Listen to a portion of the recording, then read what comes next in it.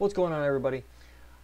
I've received quite a few questions over the past couple of months, maybe a little bit longer than that. And so normally I answer them one-on-one, stuff like that, but there's been a recurring theme, four major questions that I get quite a bit, and I wanted to kind of just answer them, really. If you haven't already done so, hit the subscribe button, hit the like button, leave a comment in the section below with any comments you have regarding this, these topics and stuff like that. If you have any video ideas or anything like that, trying to figure out what you guys want to see and go from there. So without any further ado, let's jump in. So the first question I get is a lot is, are certifications worth it? And the truth is, I think so. I've spent a lot of time earning a lot of certifications. As a matter of fact, I'm working on a couple of certs right now. Two are Cisco based. Another one is more F5, stuff like that. So CCA in security, and I'm also dabbling a little bit in service provider still, just because of the fact that I've gone so far in the track. But when it comes down to understanding, the certification, it's definitely going to be a marketing tool you can use to make yourself more marketable. If you have a CCNA and somebody else doesn't have a CCNA, they're going to assume that you understand the topics that are in the blueprint. Most employers are that's going to be a catchword, if you will. They're going to run a search or keyword search on your resume, or go out there and look for candidates that have these certifications or this alphabet soup behind their name, so stuff like that. So I think they are.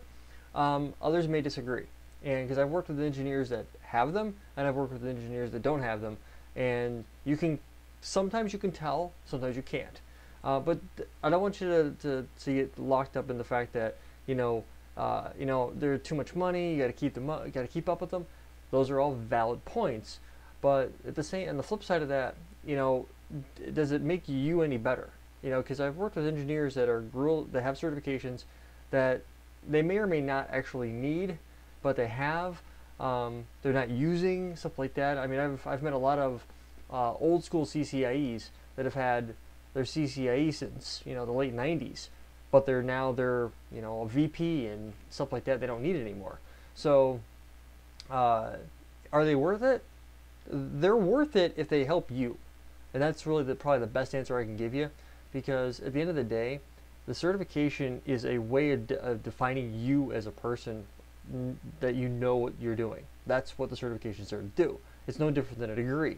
The difference between the degree program and the certification is, once you have the degree, you've got it. You don't have to keep it up. You don't have to go out there and re-earn it by taking another test. So there are benefits to going with the degree versus the certification. I only hold certifications. I don't have a degree. So I'm kind of biased in my opinion on that, but I try to be analytical in the way I approach that as well. Is the CCA worth it? I think so. But then again, you gotta realize there's only 60,000 of us out there. Probably a little less than that. I'm gonna guess about 55,000 now, because we're in the 60,000 range with CCA numbers. It's a time sink. I mean, well, let's be real. I mean, it took me 3.5 years from the time that I started till the time I earned it. So, I mean, when you break it down and you try to understand what the CCA is, it's a lot of time, it's a lot of effort, but it's also a double-edged sword. So the double-edged sword meaning that you're expected to know a lot about a lot. That's just how it goes. At the same point in time, I've been tossed into situations where it's like I get a phone call. Like, I'll give you a perfect example. I worked for a partner about a year ago, and we had worked with this one particular customer, and the customer had a problem. One of my other colleagues had been doing some work, and the colleague had made some changes, but the colleague was in China? Yeah, China, now that I think about it. Colleague was in China working on this customer's network. And they were how many hours ahead China is, 12 or 14 hours. Well, the customer ran into a problem, and a site that I had never touched. So they called me up saying, "Hey Rob, stuff's broke," and I'm like, "Oh, okay." So I have to jump into their network. I've never touched the location. I've never touched the hardware. I don't know the routing. So I'm asking a bunch of questions, and I'm expected to figure this out. That's the double-edged sword.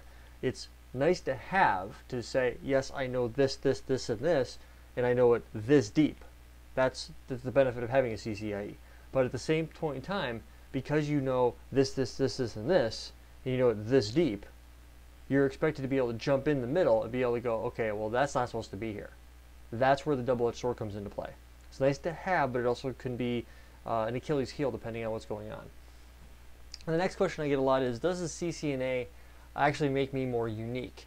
I would say unique is it's all relative to the person. I mean, when you think about it, you're trying to gain a certification to help market yourself. That's the reason why people do it. Now, what I think is really what's more important when it comes to certification versus CCIE versus CCNA or VMware, Microsoft, whatever the vendor is, whatever the certification is. You know what's more valuable to an employer? Is you actually know how to do stuff. That's really what that comes down to. Your certification just states that you know how to do this. It doesn't matter what the track is, it doesn't matter what the vendor is. That you can jump into Cisco Security, you can jump on an ASA, and you can configure AnyConnect. You know, if you have a CCNA in security, you should be able to set up a basic AnyConnect connection. Well, that's an expectation that you are now expected to have. And the thing is, knowing how to do something is more valuable than what credentials you have behind your name. This thing right here doesn't mean a damn thing if I can't get on a router and configure some basic routing. You know, that would be this be a gigantic paperweight if I couldn't do what this right here claims I should know how to do. Do you follow what I'm saying? So what you know how to do based off of earning your certification is more valuable to you and to the more valuable to the employer, because that's what they're expecting you to be able to do. That's what they're hiring you to do. Whether you're consulting, whether you work directly for the client or the customer, it doesn't really make a difference what it is. You're expected to know how to do stuff. You're an implementer. You're an executor. You do stuff like that. The next question I get a lot is, what is the best training? And I really hate this question because it's all relative to the person. I mean, if I'm going through, let's say for instance I decide to go down the voice track down the road. I actually do have some interest in doing voice, but I don't know how far I would take it. And the best, it's again relative to the person. I prefer, when it comes to training, I prefer going through material and labbing up every feature I can about the technology until I've completely covered that technology. That's just how I like to approach things. And I have, over the course of a number of years of learning and teaching and being an engineer and being an architect and implementing and troubleshooting and upgrading, you take all of my combined experience and you bottle it up in one big pot of, this is what Rob knows how to do. I've taken all kinds of training. I've taken boot camps. I've taken live online. I've taken self-paced online. I've taken self-study. I mean, I've done pretty much every type of training that there is to do. And honestly, my way of going about it is step by step by step by step. I want to be able to walk through your technology and understand it. Because at the end of the day, going back to our previous point with CCNA and the certifications, the idea here is very, very simple. If you know how to do something, that's what matters. And the training is what enables you to learn how to do that. So I really don't care what best is to you, because it doesn't help me. It helps you. So if Rikers Island training is the way you want to go, hey, great. More power to you. Come on over. We'd be happy to have you. But on the flip side of that, if you don't click with me as an instructor, no harm, no foul. I don't care. Go right ahead and go somewhere else. Now, normally as a training company owner, that's hard for me to say, but it's also me being real. If you want to go out there and you want to, video training doesn't work for you, okay, great. You know, if you'd rather go set up Cisco's documentation and then go read blogs all day. And it's actually kind of funny. When I am learning something new for the first time, or I'm at work and I have to learn how to do something, I do not go to video training. I go to blogs. Because I would rather read through it as I'm going through the technology than sit there and watch a video and try to interpret what's going on. Because there are times, and I don't see them here, I think one of my kids swiped them. I don't always have earbuds on me, and I don't want to disrupt my coworkers by watching a video.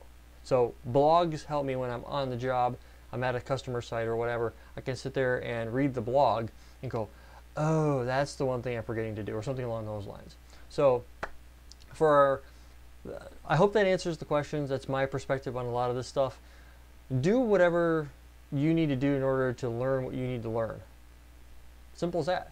I'm a big proponent of lab every day. I'm always labbing. I've got a security lab built. I've got a service provider lab built.